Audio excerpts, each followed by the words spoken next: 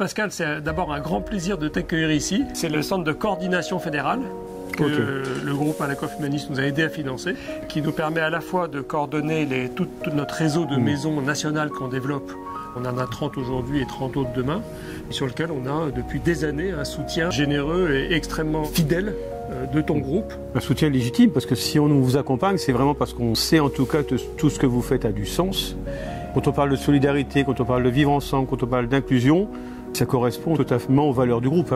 Ce qui fait sûrement l'originalité, à mon avis, de Simone Sirène, c'est que vous placez la personne au centre du dispositif. Et ce qui lui permet de à la fois favoriser son autonomie, d'être dans un cadre le plus empathique possible, et surtout ça évite toutes les problématiques de solitude. C'est ça. Et c'est vrai que dès qu'on franchit la porte et qu'on est accueilli, qu'on voit les compagnons, qu'on voit les personnes concernées, qu'on voit les personnes qui ne sont pas en situation de handicap, il y a une alchimie qui se passe et tout de suite on se sent bien. Et moi je conseille en tout cas à tout le monde de profiter un jour, d'avoir la chance de pouvoir bénéficier d'un partage et d'un repas avec les personnes concernées, parce que c'est vraiment génial, et en plus ça nous booste nous. T'es venu à Saint-Malo, t'es venu à Dijon, t'es venu à Vanves. J'ai vu les murs à Saint-Malo.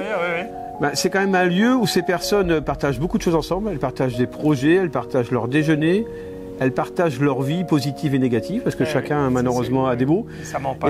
Franchement c'est génial. On a ouvert notre première maison il y a 16 ans. Aujourd'hui, les premiers ont 16 ans de plus et on est confronté à l'immense défi du vieillissement. On discute avec les ARS à Vanves, à Rungis, à Paris. On va avoir des financements d'équipes soins. À Angers, à Nantes, on réfléchit à des maisons au rythme des personnes les plus âgées et avec un accompagnement soin. Nous, ce qu'on souhaite, c'est accompagner les personnes tout au long de leur vie. Donc, quand elles sont jeunes, quand elles vieillissent, faire que leur parcours de vie soit le plus agréable possible et surtout prendre en compte ce qu'elles ont envie de faire. Mais ça, vous arrivez bien à l'intégrer. Tout notre enjeu, nous, c'est la sécurisation.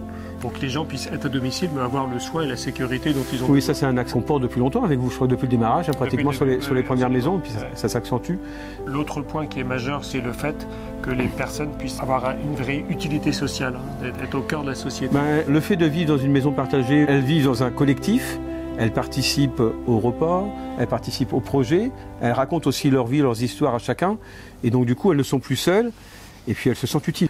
Quand on a travaillé avec vous sur tout ce qui est sujet de mesures d'impact social, etc., quand on voit l'autonomie qu'ont ces personnes, leur capacité d'agir, leur qualité de vie qui s'améliore, là on voit vraiment les points qui sont très positifs.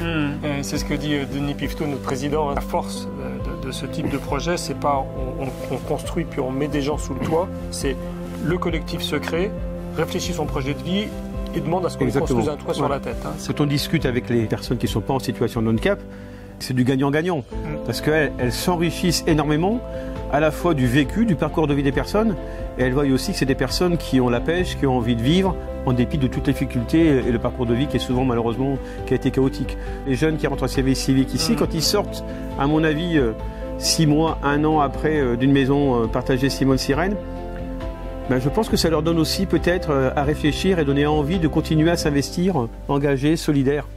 Alors moi j'ai 2 choses à te dire. Merci. La première, c'est un profond merci pour ce partenariat qui est une rencontre entre un très grand acteur national, qui est un acteur majeur de la protection sociale, et qui vient aider, être le bon jardinier d'une innovation sociale qui est SEM. Et puis un deuxième, c'est un merci à toi, Pascal, parce que ton regard, ton amitié, ton goût pour Simone Sirène, tu es venu plusieurs fois alors que je sais que ton agenda déborde. Et bien en fait, c'est vraiment quelque chose qui nous donne cette détermination à avancer. Notre objectif, nous, c'est comme tu dis, on part d'une innovation sociale, on expérimente avec vous, on consolide, vous passez à l'échelle, comme tous les travaux que vous faites, et puis après, on vous accompagne sur la durée pour arriver à essaimer, et surtout également donner envie à d'autres de se lancer. Écoute, tu es chez toi, Simone Sirène.